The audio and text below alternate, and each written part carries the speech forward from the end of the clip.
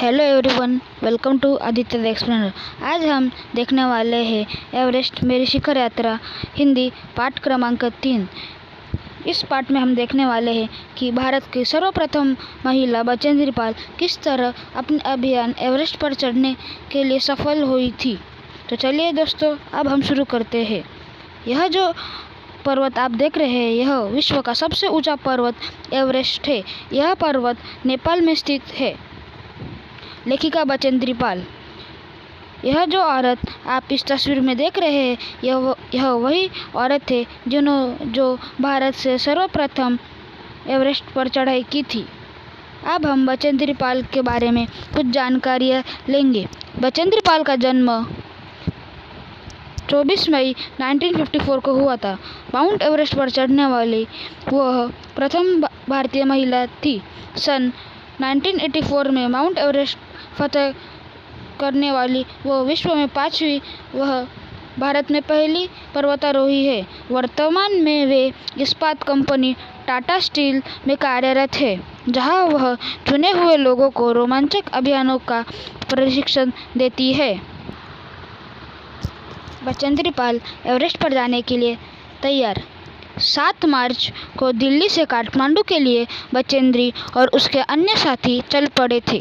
नेपाल में एवरेस्ट को सागर माता कहते हैं। दल के उपनेता प्रेमचंद ने कहा कि कैंप एक 6000 मीटर जो हिमपात से ठीक ऊपर है, वह तक जाने का रास्ता साफ कर दिया था। अंगदोर्जी और लोपसंग 29 अप्रैल को 7900 मीटर पर उन्होंने कैंप 4 लगाया।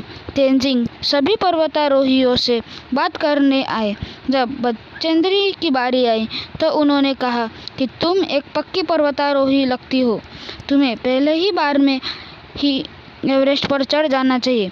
तो देखिए दोस्तों, इस परिषद में कहा गया है कि 7 मार्च दिल्ली से काठमांडू के लिए बचेंद्री और उसके अन्य साथी चल दिए थे।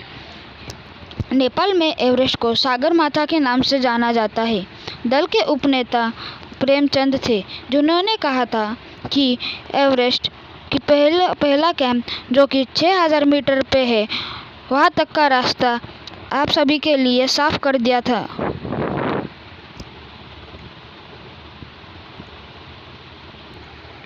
उनतीस अप्रैल को जो तेंजिंग थे, उन्होंने 7900 मीटर की ऊंचाई पर कैंप 4 लगाया था। तेंजिंग सभी पर्वतारोहियों से बात करने के लिए आए थे और उन्होंने सबसे उनके हाल चाल पूछे। जब बचेंद्री की बारी आई, तभी बचेंद्री ने कहा कि मैं एक पर्वतारोही हूँ और एवरेस्ट मेरा प्रथम अभियान है। तभी तेंजिंग ने कहा कि तुम एक पक्की पर्वतारोही हो लगती हो, तुम्हें पहली बार में ही एवरेस्ट पर चढ़ जाना चाहिए। चुनौतियाँ जिन्हें बचेंद्री ने डटकर सामना किया। रात में करीब 12:30 बजे बचेंद्री के सर के पीछे किसी सख्त चीज़ के पड़ने से बचेंद्री की नींद अचानक खुल गई। बचेंद्री इससे पहले कुछ समझ पाती तभी तक बड़ा सा पिंड तंबुओं को तोड़ते हुए बचेंद्री के शरीर पर आ गिरा। बचेंद्री उसके नीचे फंस गई थी। कुछ देर बाद पता चला कि एक लंबा बड़ा बर्फ का पिंड कैंप को तोड़ते हुए नीचे गया, परंतु इस कठिन समय में भी बचेंद्री ने हार नहीं मानी। वो डरी नहीं। संकट से बाहर आने के बाद भी बचेंद्री ने निश्चय किया कि एवरेस्ट पर जरूर जाएगी। तो दोस्तों, इस परिषद में दिया गया है कि लेखिका अपने अन्य साथियों मीनू मेहता और की के साथ जब कैंप 1 पर पहुंची, रात करीब 12:30 बजे बचेंद्री के सिर पर कुछ सख्त चीज़ के पड़ने से बचेंद्री की नींद खुल गई, जैसे कि इस परिषद में बताया गया है। परंतु इससे पहले बचेंद्री कुछ समझ पाती, उससे पहले ही एक बड़ा सा पिंड जो बर्फ का बना था, वह तंबू को तोड़ते हुए बचेंद्री के शरीर पर से आ गिरा। बचेंद्री उसके नीचे फंस गई। बचेंद्री बहुत डरी हुई थी। जब बचेंद्री को उस पिंड से बाहर निकाला गया, तब बचेंद्री से उसके हाल चाल पूछी गई। बचेंद्री बोली, मैं डरी हुई हूँ, परंतु मैं अभी अपने अभियान को छोड़ना नहीं चाहती हूँ। मैं अभी तक हारी नहीं हूँ और निश्चय किया कि वह एवरेस्ट पर ज़रूर जाएंगी। बचेंद्री और अंग दोर्जी का जीवन बदल देने वाला फैसला। जैसे ही बचेंद्री साउथ पोल जो कि कैंप 4 से ठीक नीचे थे वह तक पहुंचने के बाद बचेंद्री ने अगले दिन की महत्वपूर्ण चढ़ाई के लिए तैयारी शुरू कर दी। बचेंद्री ने खाना, कुकिंग गैस और कुछ ऑक्सीजन सिलेंडर लिए। सबसे पहले आने के कारण बचेंद्री ने अपने अन्य साथियों की मदद करने का निश्चय किया। अगले दिन बचेंद्री सुबह 4 बजे उठ गई थी। चाय, बिस्कुट और आधे चॉकलेट का हल्का नाश्ता करने के बाद 5:30 बजे बचेंद्री तंबू से बाहर निकली। बाहर अंग दोर्जी बिना ऑक्सीजन के चढ़ाई करने वाले थे, पर इसमें एक खतरा था। बिना ऑक्सीजन के कारण उनके पैर सुन्न पड़ सकते थे।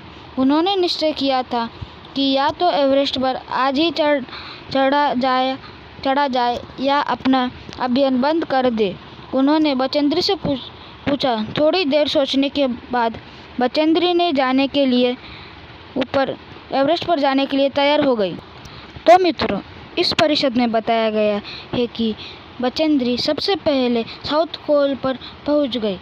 उसने अगले दिन की महत्वपूर्ण चढ़ाई के लिए अपनी तैयारी शुरू कर दी।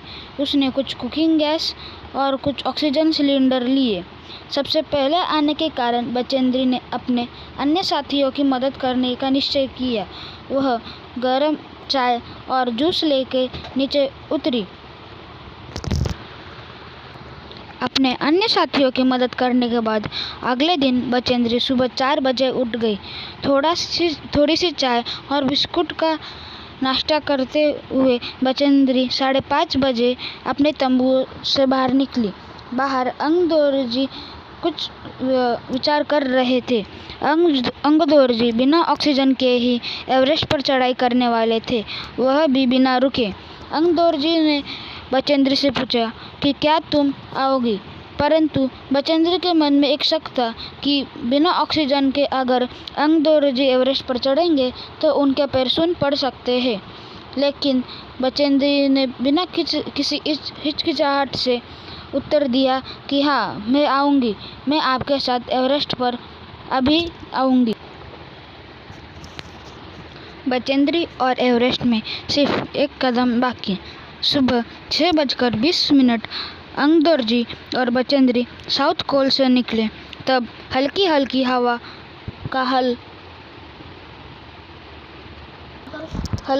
हवा चल रही थी और ठंड भी बहुत थी, परंतु बचेंद्री अपने उपस्कर में काफ़ी गर्म थी। बर्फ व ढलाऊ चट्टानें इतनी सख्त थी मानो शीशे की चादरें बिछी हो। 2 घंटे से भी कम समय में भी वे शिखर कैंप पर पहुंच गए। अंग दोर्जी ने कहा कि पहले दल वालों ने यहाँ तक पहुँचने के लिए 4 घंटे लगाए थे। लहाटू उनके पीछे पीछे आ रहा था। कुछ देर आराम करने के बाद उन्होंने अपना अभियान फिर से जारी किया। लहाटू ने ध्यान दिया कि बचेंद्री इन ऊंचाइयों के लिए 2.5 लीटर ऑक्सीजन प्रति मिनट लेकर चल रही थी। जैसे ही उसने ऑक्सीजन की गति बढ़ाई, तब बचेंद्री को मुश्किल चढ़ाई आसान लगने लगी। कुछ देर और आगे चढ़ने के बाद आगे और कोई ऊंची चढ़ाई नहीं दिख रही थी। 23 मई 1984 दोपहर 1:07 पर बचेंद्री एवरेस्ट की चोटी पर खड़ी थी। तो जैसे कि इस परिषद में बताया गया है कि बचेंद्री और अंग दोर्जी अपने अभियान के लिए तैयार थे और वे जैसे ही निकले तब हल्की हवा चल रही थी।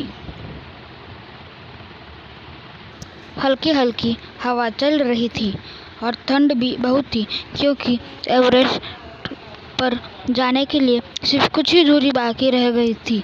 ठंड भी बहुत थी और बर्फ ऐसे लग रही थी मानो शीशे की चादर बिछा रखी हो। 2 घंटे से भी कम समय में लेखिका और अंग दोर्जी शिखर कैंप तक पहुंच गए थे। अंगदोर्जी ने बताया कि जो पहले वाला दल था उसने 4 घंटे लगा दिए थे। लाहाटू उनके पीछे पीछे आ रहा था। कुछ देर आराम करने के बाद लाहाटू उनके पीछे पीछे आ रहा था। कुछ देर आराम करने के बाद उन्होंने अपने अभियान को फिर से जारी किया। लाहाटू ने बचेंद्री पाल के सिलेंडर पर ध्यान दिया कि बचेंद्री 2.5 लीटर प्रति मिनट के हिसाब से चल रही थी, परंतु इस माहौल में उनको 4 लीटर प्रति मीटर के हिसाब से चाहिए था। कुछ देर चढ़ाई करने के बाद बचेंद्री ने ध्यान दिया कि आगे ऊंचाई नहीं बची थी। 23 मई 1948 दोपहर 1:07 पर बचेंद्री ने एवरेस्ट की चोटी पर अपना पहला पाँव रखा। अब हम एवरेस्ट पर चढ़ने का बचेंद्री का उत्साह। एवरेस्ट के शिखर पर इतनी जगह नहीं थी कि वह 3 लोग खड़े हो सके। चारों तरफ सिर्फ और सिर्फ हजारों मीटर लंबी ढलान थी। बचेंद्री अपने घुटनों के बल बैठी और सागर माता की चूमा अपने थैले से दुर्गा माता का चित्र और हनुमान चालीसा निकाल कर थोड़ी पूजा अर्चना करने के बाद उनको बर्फ में दबा दिया। आनंद के क्षण में माता पिता को याद किया। सभी ने बचेंद्री को बधाई दी और कर्नल खुल्लर ने वॉकी टॉकी पर कहा कि तुम अब ऐसे संसार में जाओगी जो कि तुम्हारे पहले छोड़े हुए संसार से एकदम भिन्न होगा। तो इस परिषद में बताया गया है कि बचेंद्री को अपने एवरेस्ट पर चढ़ने पर बहुत खुशी हो रही थी। चारों तरफ सिर्फ और सिर्फ ऊंची और हजारों मीटर लंबी ढलानें थी। बचेंद्री अपने घुटनों के बल बैठी और सागर माता को चूमा। जैसे ही उसने सागर माता को चूमा, उसने अपने थैले से दुर्गा माता का चित्र निकाला और हनुमान चालीसा निकालकर पूजा अर्चना की। इस आनंद के क्षण में उसने अपने माता पिता को याद किया और वॉकी टॉकी के जरिए उसके अन्य मित्रों ने भी उसे बधाई दी। कर्नल खुल्लर ने उसको यह कहा कि तुम अब ऐसे संसार में जाओगी जो तुम्हारे पीछे छोड़े हुए संसार से एकदम भिन्न होगा। और अंगदोर्जी और लाहाटू ने भी कहा कि दीदी तुमने बहुत अच्छी चढ़ाई की, और गले मिलकर उन्होंने अपनी खुशियाँ प्रकट की। तो कैसा लगा आपको वीडियो, हमें कमेंट करके बताइए और हमारे चैनल आदित्य एक्सप्लेनर को सब्सक्राइब कीजिए। धन्यवाद।